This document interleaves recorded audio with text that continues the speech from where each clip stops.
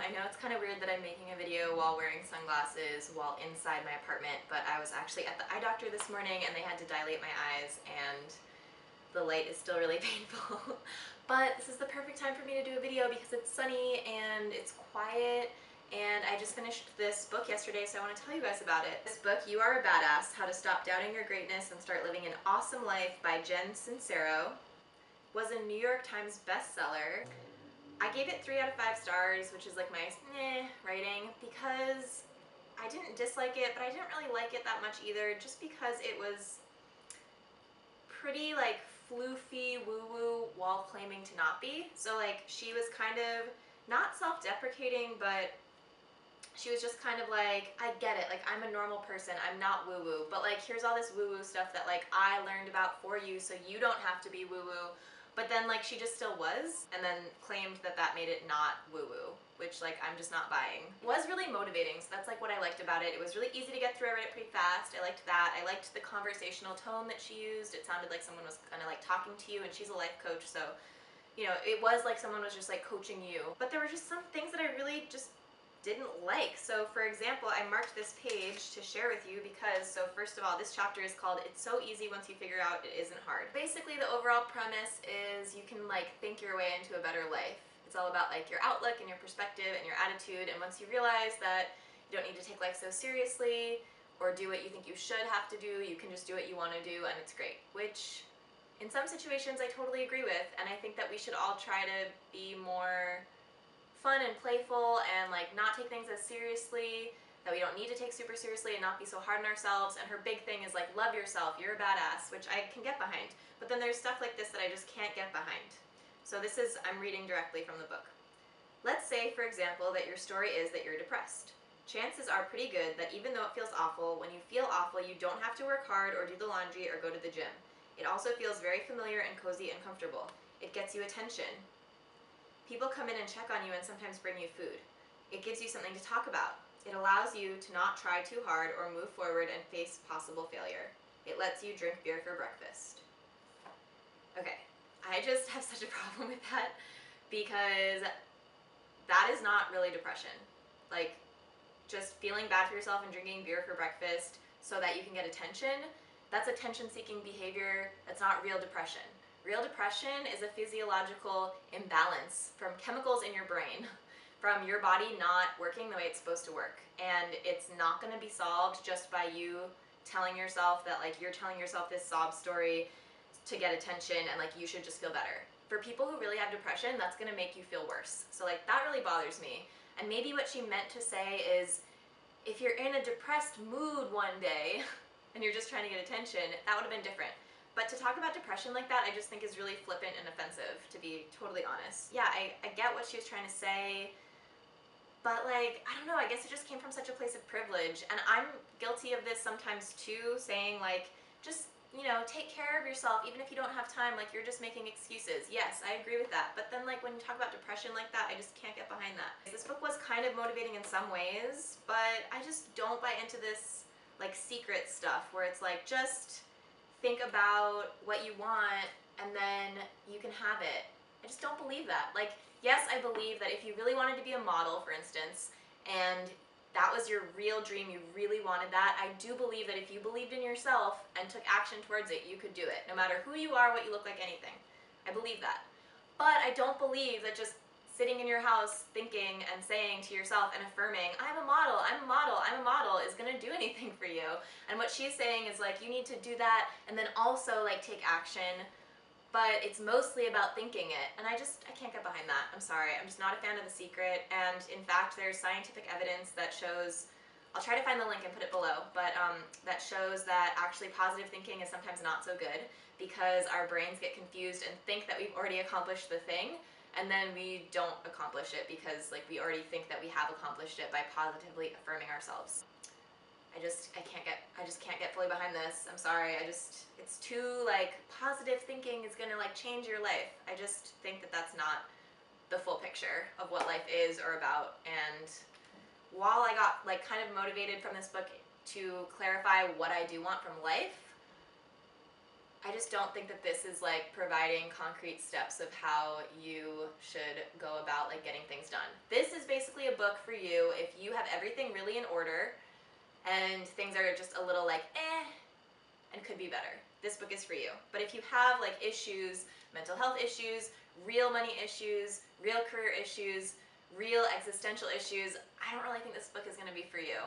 I think that this is going to just kind of seem like some annoying peppy person like trying to give you a pep talk when like that's not going to get you out of your funk. So yeah, 3 out of 5. If you watched my What I'm Going to Read in March video, you know that I had planned to read They Came to Baghdad by Agatha Christie. Agatha Christie is the most widely published author of all time, outsold only by the Bible and Shakespeare.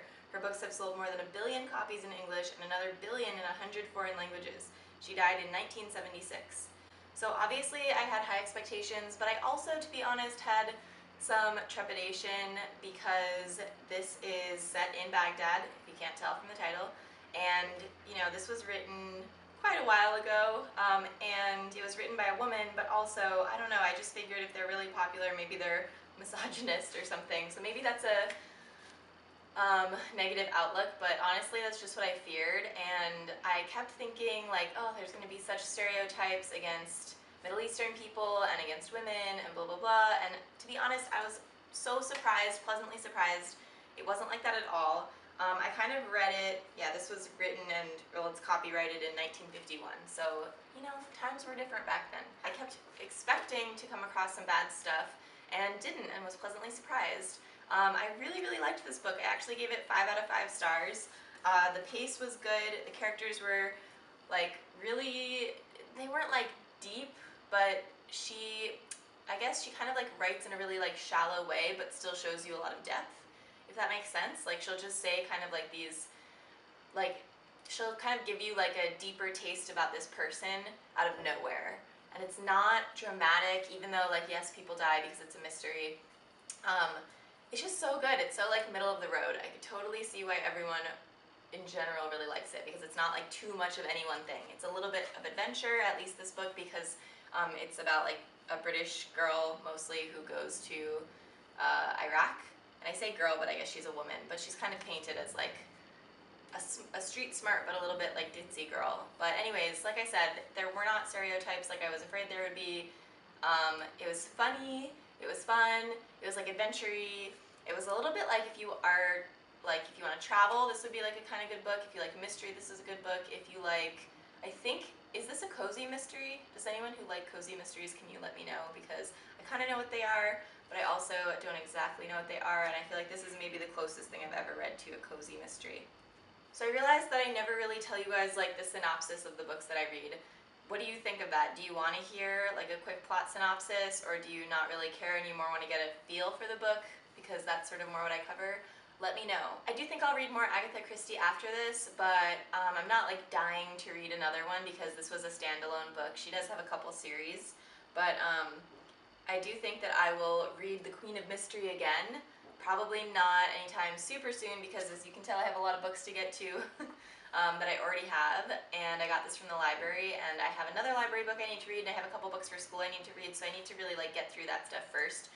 But this would be a great book, or like Agatha Christie would be great for like when you want to read but you don't want to have to do anything too hard, you know, like vacation or Sunday or some other time like that. So I recommend it.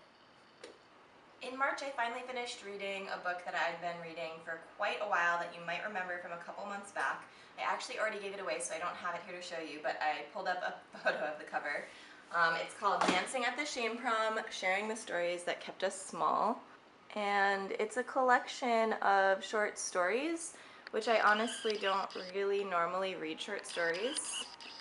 But this one intrigued me because it was all stories about shameful experiences or beliefs that people had. So it was just, you know, a bunch of writers writing about their experience with shame, how it kept them small, and sort of like how they overcame it. So I did really like it, actually, even though I normally don't really like short stories. So if you like short stories, or if you like sort of like self-help improvement type stuff, you might like that book. Another book I finished in March was The Moon Juice Cookbook, Cosmic Alchemy for a Thriving Body, Beauty and Consciousness by Amanda Chantal Bacon, which is really funny that her last name is Bacon because she's like a health guru. And most of the stuff in here is vegan. Actually, it's all vegan. besides bee pollen and honey. So it's all vegan almost and raw. Most of it is raw. I really, really liked this cookbook. The only thing I didn't really love about it is the fact that a lot of the stuff that the recipes called for a dehydrator. And I didn't know that when I got the book, and I don't have a dehydrator, so there were quite a few recipes that I won't be able to try without a dehydrator. So I think that this is a cookbook I'll hold on to for a long time and have to try the dehydrator recipes when I move into a house one day with a kitchen that's big with room for a dehydrator. But it's just a really beautiful, beautiful book with lots of great healthy recipes, fancy, lazy recipes like this moon pot. If you like kind of the more like hippie, healthy, juicing kind of stuff, you'll probably like this. It's fun to get out of your comfort zone and like try to make healthy food, and to make healthy food if you're already into healthy food with ingredients you might not really be as familiar with, like rose water and chia seeds and maca and matcha and stuff like that. So I recommend this book if you are into health and wellness. I liked it a lot. Thanks so much for watching what I read in March. Please subscribe if you haven't below yet. We're hovering around 100 subscribers right now, but I'm going to do a giveaway every time I hit a milestone, so if you could help me spread the message out to your friends who like to read or want to read or be encouraged to read more, or who want yoga videos and all the great stuff that we do here, let them know. Ask them to subscribe. Thank you so much for doing so, and I will be uploading my What I'm Going to Read in April video today as well, so watch for that. Thanks so much for watching. Bye!